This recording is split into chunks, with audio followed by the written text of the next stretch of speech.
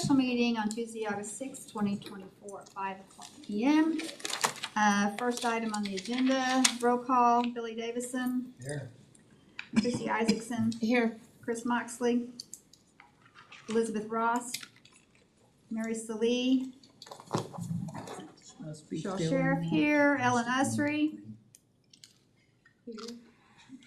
Ellen. Pardon? Here. Oh, sorry. No. And Christy Wright. Here. Are you trying to confuse us?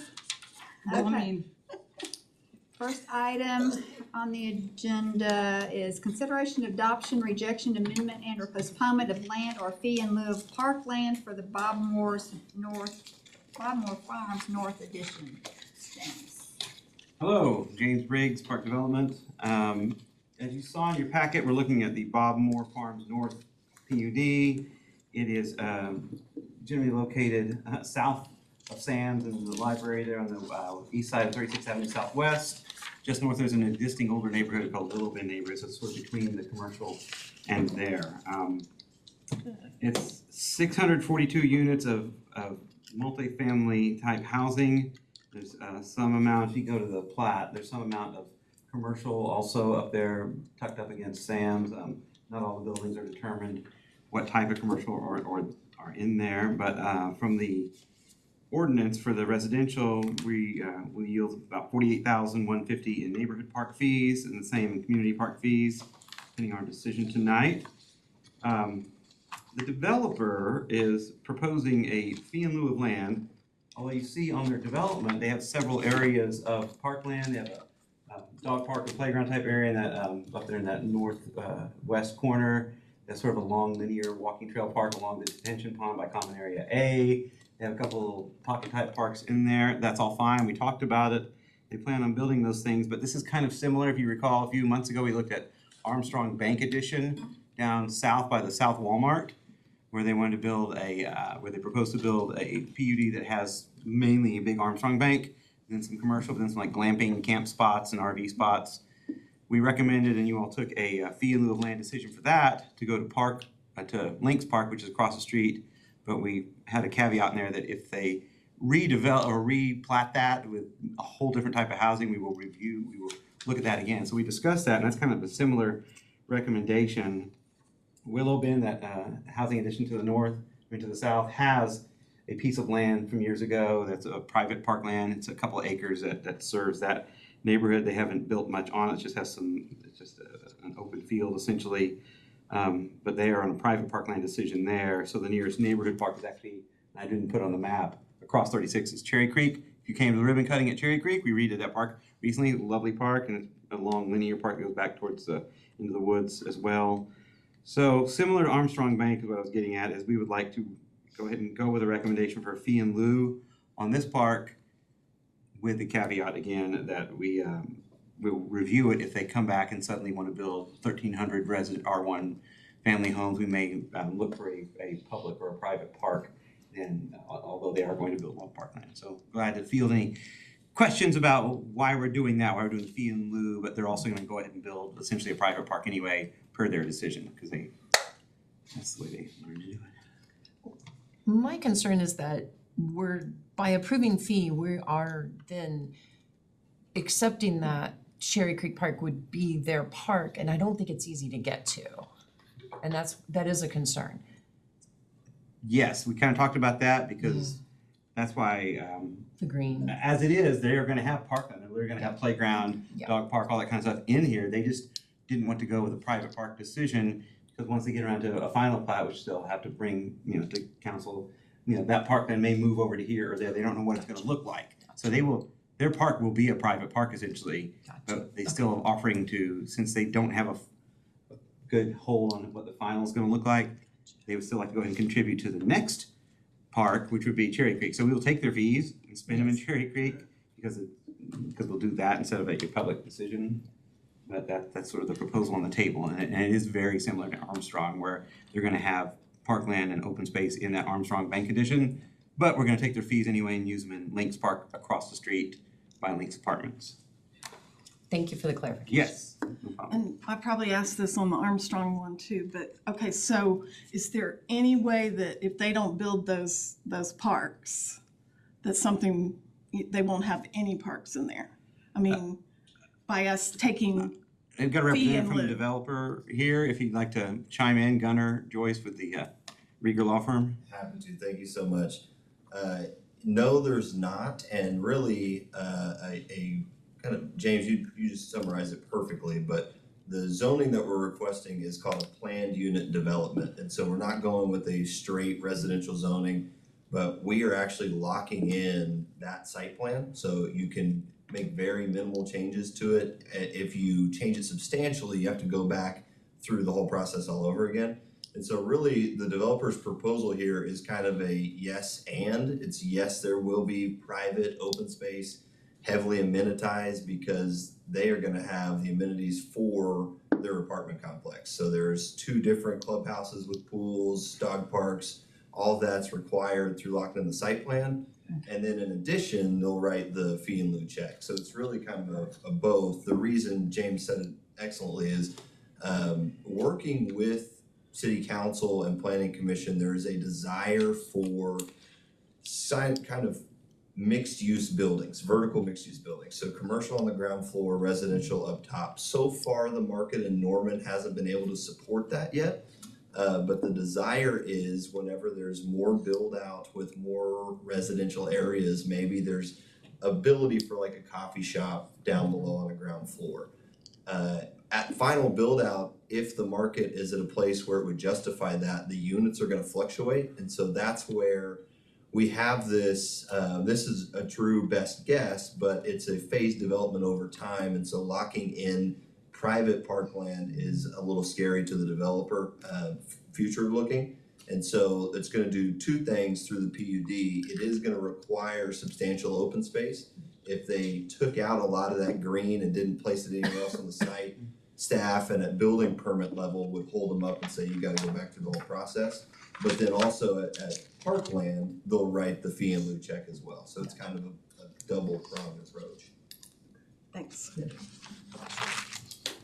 And that was my only problem was that it's that 4-lane street for kids to get across the street to the park. If this doesn't pan out and require some sort of, can we put in there that we would ask for some sort of signaling? On crosswalk? 36? Across 36 to get to the park. Well, I mean, we can't require that of them, and again, that's if we were saying Cherry Creek is the only park, but they have so much parkland, like Gunnar said, they have to provide this amount. Once they get this approved by council, they have to provide that amount. Mostly, I mean, but if the units change, it'd be a different amount, but it can't go smaller than that. So there will be ample park space in here, we're just not calling it a private park. They're just doing a fee in lieu, so Cherry Creek will just benefit by happening to be next door, and we will spend the money there. But I think the people that live on this, in this development will use the parks in that development. We're just gonna take their money and spend it, Cherry Creek, we can't spend it on their private park, or essentially private land. Where does Willow Bend, where are they attached to? Was it a private park? Willow Bend, if I recall correctly, and I tried to ask Judd some of this stuff even, it was we own a quarter of an acre of Willow Bend section 1 million way down south on this, what turned out being, it was before they built the Lindsay Street extension. So Willow Bend came in as an enormous plat years ago, and they only built this one phase. From what I could do, the research that we did is that when they brought in this phase, they did a prelim for this phase again, and they just did a private park land of that 2 acres down there. But we, years ago, got a chunk of land that we probably need to give back to someone, because I don't know if it may be landlocked forever if they never get to build anything south of the Lindsay Street extension, because I don't know why I think because that park board back then was taking land always, they never took a fee in lieu ever, so they just wanted land. So we ironically own a piece of parkland from Willow Bend, which is about a half mile south of the Lindsay Street extension near the river. Okay. So Willow Bend came back when they had to prelim this part they built, and they just did a private park 2 acre thing right there. Okay, that's, okay. Okay. Are there any other questions? Do I have a motion to recommend fee in lieu land? Motion, we recommend a fee in lieu of land for the Bob Moore Farms North Edition. I second. Christie and Christie. All in favor? Aye. Aye. Any opposed? That motion Thank you. passes. Thanks, James. Thank you. Thank you all for the quick Yes. turnaround. Thank you. Appreciate it. Good night. Next item, consideration of approval, rejection, amended, and or postponement of a donation to the Firehouse Arts Center in the amount of $23,855. So the Firehouse Art Center has approached us again with another mural project. It's kind of laid out as you see right here on the screen. It is the backside facing towards the parking lot. So this is typically, you've seen this a couple times before, any improvements to any of our facilities, cultural facilities that have separate operators. We always bring those back to you as a recommendation before we take it to a council action item. We will accept this as a donation. We won't actually see any cash exchange, but this is basically the estimated amount of the worth of the mural that will go there, and that's how we list it on our memo. So we just come to you to basically get the blessing so we can go to council and get the donation officially accepted. Any questions? Okay. Do I have a recommendation to accept the in-kind donation? I'll make a motion. Second? Second. Motion made by Ellen, seconded by Christie Wright to accept an in-kind donation in the total amount of $23,855 for the mural installation at Firehouse Arts Center. It's gonna be very colorful. Okay, item All those number. in favor? Give me a vote. Yeah, sorry about that. All in favor? Aye. Any opposed? Item 3, consideration, adoption, rejection, amendment, and or postponement of the request from the Pioneer Library System to install a mobile library at Reese Park. We have coming to you tonight, the Pioneer Library System has approached us about putting a 24-hour library over at Reese Park. We do have one at Irving Rec Center. It's technically on school property, but we do maintain that or certain parts of that and pay the electrical bill and whatnot for that. But this is basically just recognizing, they approached us saying that around campus and South Norman, there's a little bit of a library desert. This will just basically serve as a pass-through where you can order books. The books will be delivered to this for you to go pick up if you live in that part of town. Also an opportunity to return any books. So it'd be mainly functioning through their online system.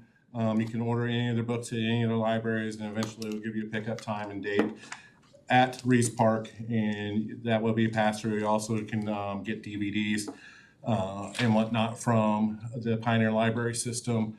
It's hard to see, and maybe James can point them out, but we are not quite sure where we want to put this at yet, but we kind of highlighted several pink areas where it's possible where we place these inside the park, and these are basically, I might not have put the one at the top of it, but we are basically looking for areas that is next to a parking lot that we can get electricity to fairly easily, that also would not it would be convenient for people to go to and get out of the park in a timely fashion. Also not setting on top of any utilities or anything like that that would make it hard for our people or OG&E to get to. So Parking lot lights nearby, so if you're in the evening, you can.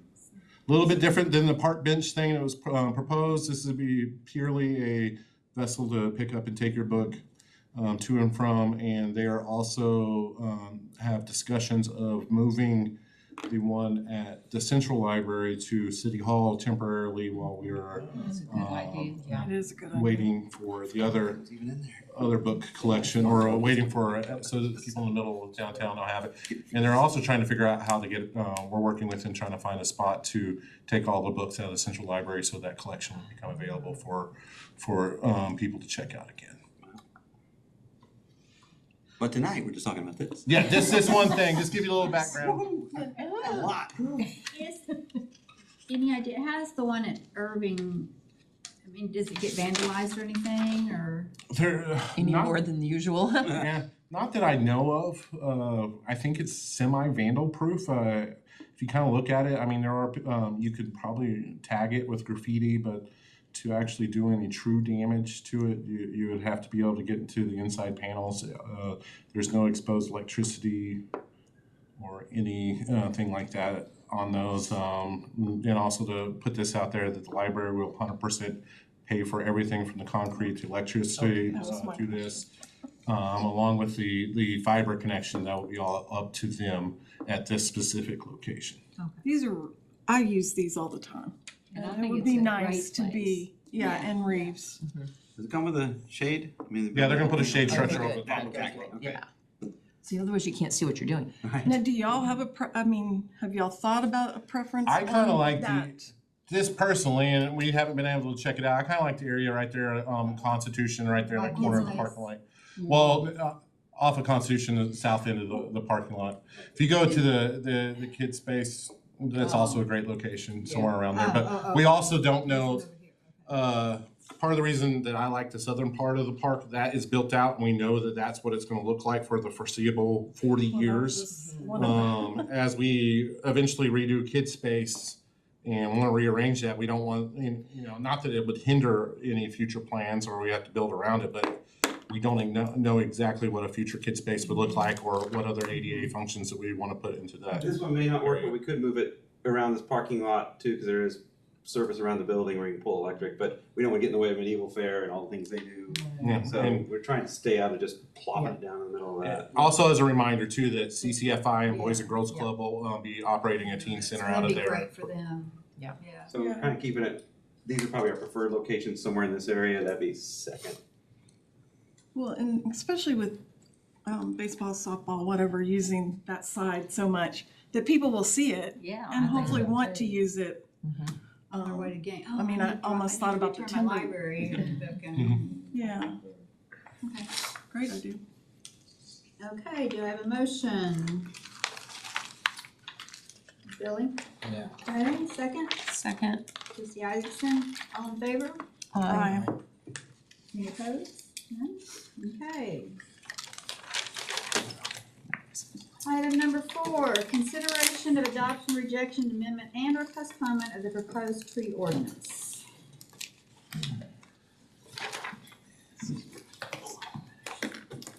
Right, hi all. I am the quote unquote new, I mean, I've been here almost a year, but never appeared before you all with the new city attorney that gets to hang out with fun parks. So, name's Ashlyn. I will be doing all the unfun things, which is talking about ordinances. We have done essentially a major overhaul. Davey was initially kind of tasked to do review and updates, and then when I came on, probably about end of October, early November, I took over the project, kind of did some more reviewing, and throughout the way, Colin and James have given lots of feedback, and it has grown over time, and we're ready for you guys to see it. Lots of definition changes, kind of just to go along with what we've updated. Updates to what the regulated and prohibited activities are, kind of make them more distinct. We're gonna add a licensing process for certain types of tree work. We've also established a permitting process before certain types of tree alterations and modifications. We can abate tree nuisances now, so that's added. There's a tree protection plan that we've instituted for construction projects. Gonna make the utility companies notify us before they do any kind of removal or topping, any of that. And then we are gonna have tree districts now instead of the former historical tree designation. So essentially, we've kind of limited the scope to what we actually have the authority under Oklahoma law to regulate, which is things on our own property or things in the street right of way. Called these regulated trees under the ordinance, so that's the only things that it's regulating and that we can regulate. Other than that, everything is brought up for currentness, and then obviously with different additions for prohibitions and regulated activities, you need those associated definitions. Is CO in City of Norman? Yes. Okay, gotcha, thank you. And ROW is right of way. I got that one, I knew that one. I knew that one for some Continue on. reason. All right, so the regulated and prohibited activities, I'm gonna just kind of do an overview. You guys can read this at your leisure, if you haven't already. So we have essentially taken from the old ordinance and put all the prohibited activities into one section, as well as all the regulated activities, so it's very clear, to everyone, you know, they can and can't do to certain trees. The consequences is subject to a fine, which cannot exceed $750. That'll be up to the discretion of the forester and the city prosecutors. We can also pursue civil remedies should it get to that extent. There's options for citizens to do remediation of planting back trees instead of paying a fine should they want to do that. And then all the fines that we collect will go to the tree fund that's already established. Essentially, the tree fund is established to replant in those areas where fines happened.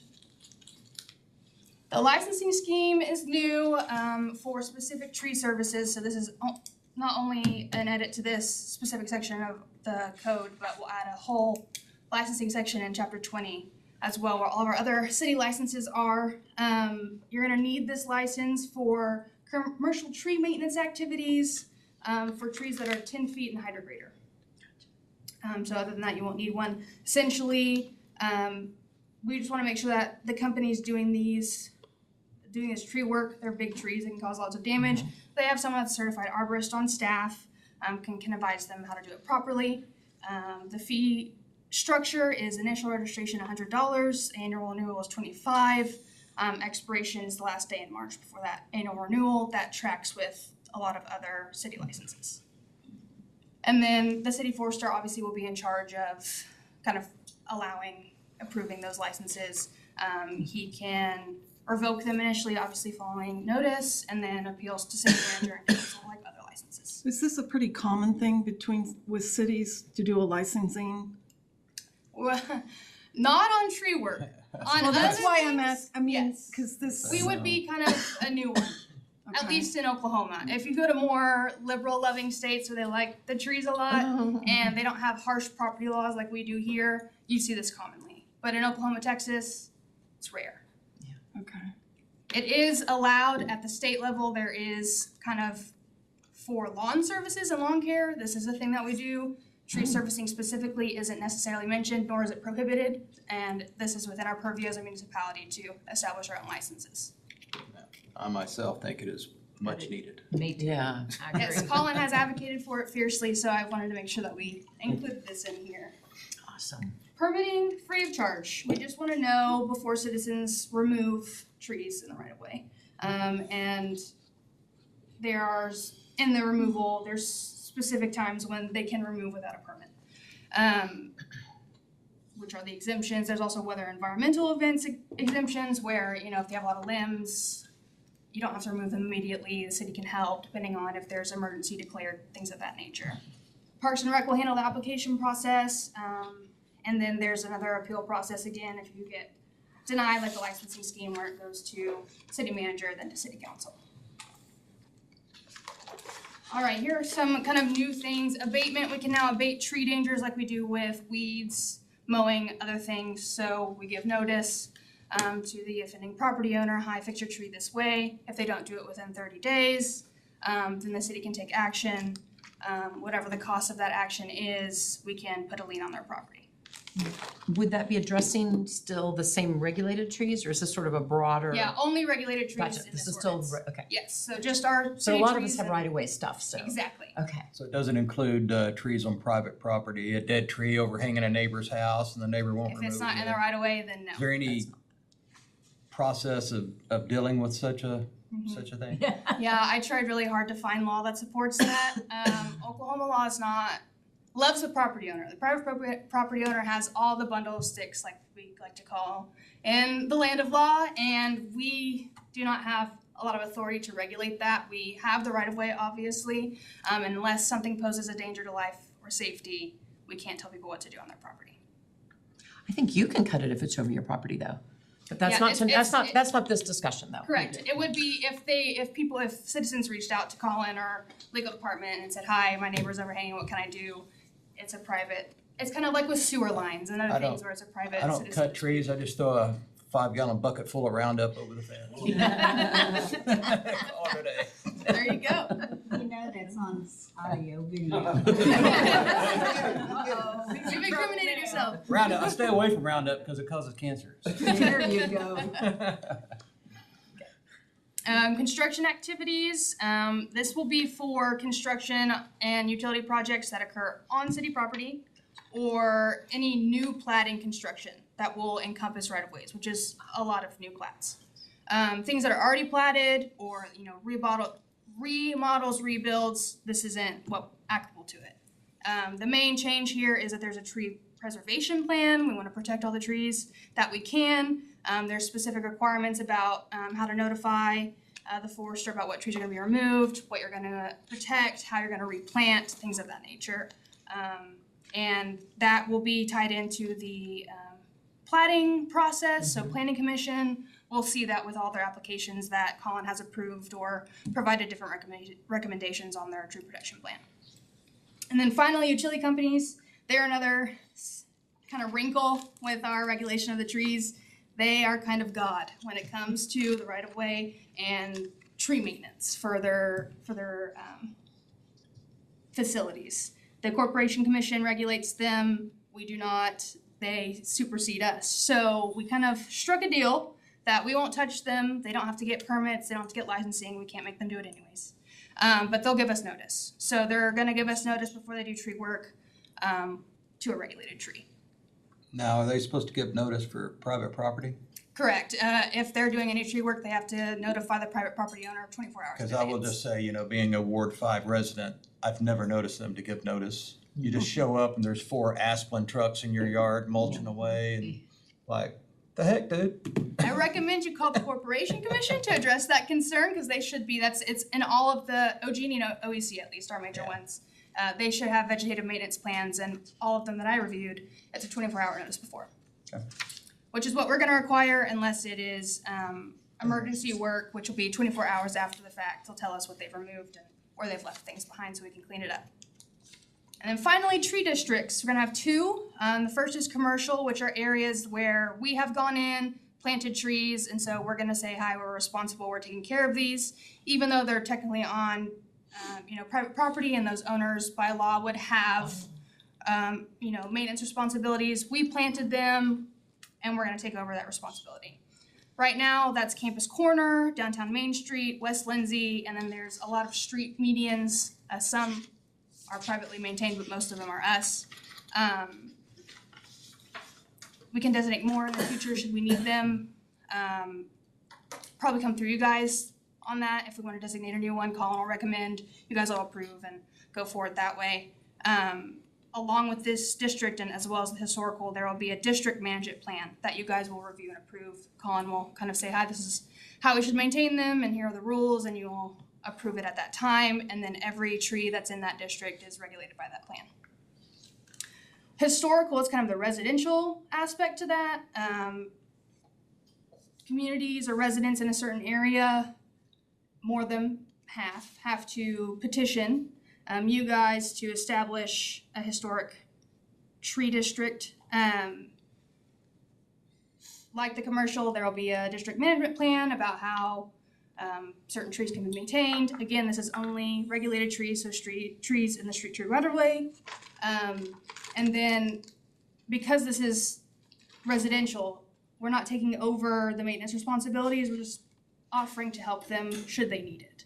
So they'll still be in charge of maintaining all their trees, but if a major storm comes in, they need help with, branching or removing dead trees, things of that nature, we'll help with the removal and replacement of the trees in that area. All right. I know I talked fast, I do that a lot, and it's legal jargon, so it's kind of put you to sleep. But if any questions now or in the future, I'm happy to answer. You said trees in most street medians, so like in Brookhaven Boulevard, from Robinson to the park, almost there's a median down that with big old huge trees. Is that, Isn't that the one that we have that technically shouldn't be, but we did anyways? That one is, I think it's still owned by the developer of the HOA, so they have put private maintenance on it for years. They have irrigation in there. So that was, I don't know if that gets grandfathered into this, but that's one that we don't That's really not- go to it. So- well, I mean, it's not, there's not an HOA, there's just a group of people that decide, it's called BIG, and they just decided that they were gonna take over Right, maintaining Brookhaven that Improvement median. Group, right. And it's just a volunteer thing, so if BIG goes away, then there's no homeowners association for the original part of Brookhaven, that's why. I think that would be something that we could add as a commercial should that dissolve or we're not seeing it being maintained well, that could be a future addition.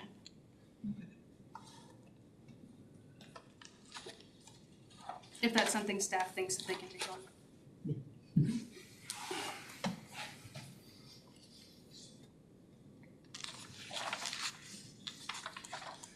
I will just flag, I think the representative from Rieger left. Initially, when we had this scheduled, last Thursday, they wanted to provide some feedback from their perspective. They have, Sean Rieger at that law firm, provided a kind of marked up, suggested and explaining his concerns. I reviewed it, and staff, planning and parks need to get together and kind of decide whether or not that's things we wanna do. They all kind of come from concerns of the builders and construction activities, so we are taking those into consideration, but none of them affect, the scope of what's regulated or how it's regulated. It's minor details here and there about changing some of the regulations. Does that affect what our action is here then, to know that that's still in flux? I just wanted you to know, again, the applicability to regulated trees only doesn't change. What is prohibited won't change. It's just minor things of how you can top or things gotcha. like that. I understand what you said now, thank you. Of course. So, all the plats that are already out there that are still not developed yet, are they subject to this, or are they kind of grandfathered in? Or like the plat we approved tonight, are they gonna be subject to this, or will they? And it'll be, if they're already platted, then they won't be subject to the tree protection plan. They will everything else, Okay. but that specific preservation plan and construction, they won't be. It'll be at the time this is adopted, everything going forward. Okay. Any other questions? Do I have a motion to approve, amend, or reject this consideration of tree ordinance? Bill? Motion to approve. Motion to approve. Second? I'll second. Christie Isaacson. All in favor? So before you do that, is a recommendation to adopt. To adopt. Is what we would like for y'all. Okay. To adopt. Adopt the proposed tree ordinance. Adopt the proposed tree. All right. Any other questions, discussion? All in favor? Aye. Any opposed? Okay, Thank you all. Thank you. that motion. Okay, item 5, consideration of adoption, rejection, amendment, and or postponement of the Reese Park Building renovation project. So this one is gonna specifically target the kitchen side. So as you guys know, I believe it was back in November of last year, we approved CCFI to do the Boys and Girls Club Teen Center out of the Reeves Park building. They've come to us with the first plan to begin the renovation phase of the kitchen areas, and this will be called Zena's Kitchen. It's named after Zena Amir. Amir. Amir, thank you. I was like, I'm glad you guys know it. So She you used to be guys- on park board. We knew Oh, her. really? Yeah. I didn't know that part. Okay, well then I won't go into the full background. But she obviously had a big hand in a lot of different nonprofits and different community aspects. So, and she also helped fund or found the Assignment Hope International Incorporation. And so they've partnered with the Boys and Girls Club, CCFI, and the Norman Cross Timbers Rotary Club. That one's a mouthful for me. So all those groups have gotten together and put together some grant projects to bring in a project to renovate the kitchen out of the area. If you've been to the Reeves building before, you know on the south side there is a kitchen. It is in its current state, yes, we could say dated. 1960 what date? Yeah. Yeah. And so with that, they came to us with the project, and Lance Harper, our facilities managers, looked it over, and everything looks great on our end. So what we're asking is the same thing with the Firehouse Art Center, just to accept the donation. This will be a donation. It's estimating somewhere near the $30,000 range to renovate this kitchen. They'll be doing tons of activities out of that for the teen center, and providing cooking classes, cooking skills, providing lunches, everything out of there to help benefit the teen center and the community in the surrounding area. That's my short spiel. Jason, when they say these donation amounts, I mean, I know that can change. Does that affect anything? I mean, since we're just accepting the donation. It Does that doesn't make sense? technically, so, I mean, it's a cost estimation of construction that they brought to us that we assume that they have vetted on their own. So, I mean, if it costs more, I don't think that would change the scope of the project. If it's less, it's the same thing. We're just accepting the. Right, the donation part of it, Yeah, right? this is an estimated cost of it. I don't know why I didn't think to ask you that before, but It's probably a little bit more honed in with the artist, because it's hard to do a change order with the artist, but more on a construction level, you probably see a price fluctuate a little bit more, but that has no change on us. That would still be on Boys and Girls Club to cover that cost.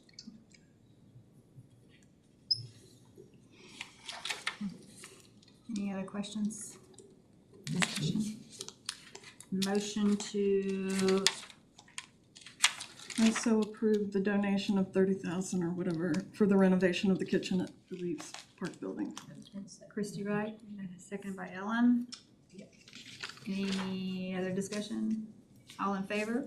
Aye. Any opposed? Thank you, Ms. All right. Consideration of adoption, rejection, amendment, and or postponement of the updated Young Family Athletic Center YFAC membership and rental fees. Me again. We did, so the YFAC membership and rental fees, we've been in operation now since February, and we've had plenty of, I know it's gone pretty fast. We've gone through a lot of things. So what we've kind of been doing is taking in information and data to kind of look at what our fees are and how we're doing with memberships and everything. So right now, our current pricing is set up as such. We've got our family annual pass there sitting around $720 for non-residents and residents at a discounted rate. Then our militaries, veterans, first responders, and seniors. So we have it broken down, family individual, family monthly, and so on. So that's all broken into separate sections there. And along with our court rental fees, right now we've got our basketball courts at $75, our volleyball courts at $60, and our pickleball courts at $40 per hour. And with our day passes, we've got $7, $3 for the under 12, and free for 3 and under. And what we're looking at is to update these prices. So we're looking at a couple different aspects to why we should change these. For the accessibility of the residents, we've noticed that with some of our current offerings, with the pool, gym side, and everything, it might be a little high for what people are wanting out of the facility. And also to simplify the options, as you saw that was broken down, and it hit a lot of things. We've tried to implement stuff with resident, non-resident, and it simply just hasn't kind of clicked as well as we would have liked. And then also this is to help support the financial stability of the center as we move forward. The more members we can get in there by lowering the prices and allowing more people to come in, one, benefits the community at a higher rate, but also establishes us financially moving forward. So what we did in this summer, we tested this out a little bit. We did a summer sale starting back in June. And so this was $20 a month for an individual that was a new member. So anybody that was new to the Young Family Athletic Center could sign up and just do $20 a month. And we had a big hit. Basically, it grew by 163%. We've definitely brought our members up, and we're having more activity with it. And so we saw that and thought, okay, this is something we definitely need to, refine in and move forward with. We definitely think the lowering prices brought people in, and it also proves that we really think this could work. So here's our proposed pricing. It's very simplified. We have individual annual passes at $240. Our family passes for annual is $480 a year, and the individual and monthly passes are $20 and then $40 for the family.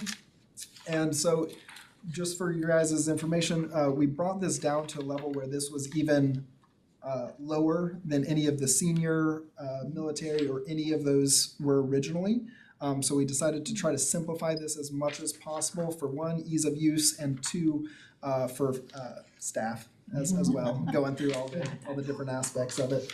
But then our rental fees, this is the only part we're kind of moving up in. We've noticed we're looking at 85 per hour on the basketball court and the volleyball court at 70 per hour. These are mainly to address our tournaments that we're getting in, with these large scale tournaments. We noticed and did some price matching across the country because we're pulling in national tournaments that we could definitely be in a higher category for that, but we did not touch the half court prices. Half court prices are the ones that we usually see people rent for practices and the general public would use, so those stay at the same $50. Same with the volleyball court, we didn't touch the pickleball courts, but I just wanted to fill out everything. That will stay at $40 as well because we haven't seen a need for increases on those for those pickleball tournaments. And our individual day passes, we found out that it's much easier to hand in $5 at the door than $7. So it is a very nice, easy way to go about it. So just doing the $5, the children under 12 at $3, and then still free for that. And we're looking at this going into effect September 1st, if you guys would like to recommend that. And questions? Now, if you go to, this is just silly, but since you said that about the $5, Yeah. let's say if someone comes in with a parent and 2 kids, that's $11. It is, yes. And I Rather mean, than $250, so it would be $10. Does that make sense? The kids would be $250 rather than $3. oh, $250. So if they had 2 kids, but so if they just have, It would only be $10. I'm just making. but if they just have one, Just tell them to round to the nearest 5 at the door. Yeah. No. no. I told you, you brought it up. That's on me. I'll be quiet. Oh, I like round numbers too, Yeah. so. I think it's gonna really help staff, 'cause I mean, otherwise they were turning into police, like, well, are you really military, are you really Yeah, and it's whatever? always a hard thing. I mean, we would like to provide that, and we'll still keep that moving forward with the Westwood Family Aquatic Center. That's a service we would love to provide, but for this facility, I So think we're reasonable. able to make this. I mean, this is a price point that I think we could really Yeah. sell the public on and push forward and drive memberships even higher. What happens to people who already paid an annual membership at the higher fee structure? So what that will do is, right now, it will push forward with that. I will let you know, we do not have that many annual. Yeah, I was like, it's not, most of our memberships right now are the monthly. Yeah, got it, okay. You want a snack bar? Well, plus, I mean, if you did an individual monthly pass, I mean, you're not saving anything by getting an annual pass Right, because it's the same amount of money right, at the That's probably why $20, people so. do monthly. yeah. Some people just do it so they don't have to worry about it, yeah. Yeah, it's like, really, it's just to knock it, Yeah. make it easy. Into this, dive a little bit deeper, also looking at our hours, the efficiency on the weekends. We have been open on Sundays for membership, and we'll have several staff members up there, and on a Sunday when there's nothing going on, or even we basically advertise free community hours. We're having about 10 people show up on a Sunday. So we're kind of hopping in there and probably have more analytics to bring back to you, and maybe recommendations of adjusting some of our permanent hours, maybe open more up on the swim and more consistent Monday through Saturday hours, and then probably leave Sunday as open or closed, and where we can do rentals or have community open gyms or swims and things like that. It's just right now, we're just not getting a lot of people on the weekends, and I think that might have a little bit to do with the when people drive by on the weekends, they see such a, or having tournament, I mean, if you were up there driving by on Saturday, it was, Sunday. Yeah. Oh, Church, I man. pulled out and I'm Well, Yeah, Friday. we had a I national was tournament there. Ooh, wow, we were there. it's packed. Ah, It's packed, and we're trying to figure out that balance between how do we provide these rentals, which we will tell you right now to make, it's a special revenue fund, so we try to balance our budget where we have as much revenues as we do expenditures. The rental portion of it is by far our biggest moneymaker right now, and these tournaments that come in here will do $15,000-$20,000 a weekend on a rental, and you do that, we're selling 45 weekends a year right now. So how do we, 40 to 45, we're booked up. Oh, my goodness. Almost every weekend, so how do we figure out? How do we do that? Yeah. balance? Wow. And also let the public know, like, okay, you may have seen it crowded, but seriously, you can come in on this day and it'll be fun. And Yeah, Well, and- somehow. Edging that way. That's part of adjusting the hours. I mean, it sounds, we didn't know what we're necessarily getting into. Oh, This is our first time yeah. getting into a facility that's mainly It's like marketed this. towards competitive sports. Yeah. So I think that we were kind of a little too open-ended on Yeah. making public promises when, maybe we should dial that back a little Yeah. bit and say that, on the weekends, we are gonna have events, but it's gonna be harder for you to get in. So, let's focus on expanding those hours during the week. Do we think though, maybe that's because of summer Yeah. and more spring hours? I mean, that's- yeah, 40-something, spring. 40-something out of 52 weekends, so that's. We're having the same problems while school was You going think, on. okay. You remember we opened in February. Even worse in the winter. I just didn't know if community would go in more Yeah, during and that's- colder months. Yeah. We're still gathering So- more data on it. Yeah. To give it a little more time to see. I will say your bigger basketball portions of the year is usually it starts in March and ends in June. Right. Cause then they there's not a whole lot of super organized, Okay, I larger see what you're national saying. tournaments in the summer. Spans off. Do you have a lot of people going in the mornings when walking? There's a few. We've got a group that comes in and does that, and really with the swimming side, that's the more dedicated, open as it gets. Westwood is going to close down. We expect a good spike in that, and so Yeah. we've also put out a push sale for Westwood members or season pass holders. So anybody that's got a season pass holder will get 1 month free out at nice. WIFAC. Oh, that's nice. Just to come test out the facility and realize that you've got your lap swimming over here as well. And Zumba, I think Yeah, Denise teaches Fit- Zumba's over there, doesn't she? Yeah, Zumba Fitness will start back up. It will stop every year during once Westwood opens up. It doesn't make sense to try do competing. Right, well, I see her, you see a lot of people at the senior center and they're going, they go to Westwood Monday, Wednesday, Friday and come Tuesday, Thursday to Zumba there, but I'm at Westwood doing Zumba Monday, Wednesday, Friday. It's a great problem to have two facilities that are. And that, I mean, honestly, that was part of our strategy too, is to way scale back our programming at WIFAC. So we went our Westwood activities, and we also probably out exceeded our expectations. Like the strongness of Westwood, when we were doing WIFAC, we expected kind of the same fanfare, and the fanfare came not necessarily with memberships, but it came with local basketball, it came with tournaments and all around, but I just think we were priced way too high on that, and once again, we did, Westwood, which is also a special revenue fund, we wanna make sure that we bring in as much money over there as we spend too, and that's easy right now. Now we just have to figure out what the secret formula is out at WIFAC. All dialed in.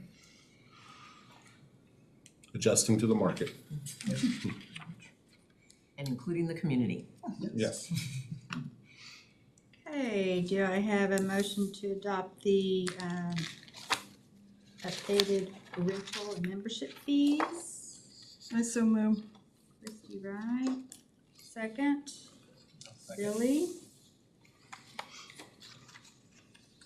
Any other discussion? All in favor? Aye. Any opposed? That motion passes. Miscellaneous items?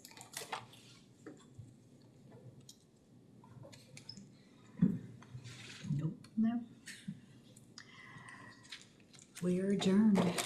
Thank you. Thank you, everybody. Thank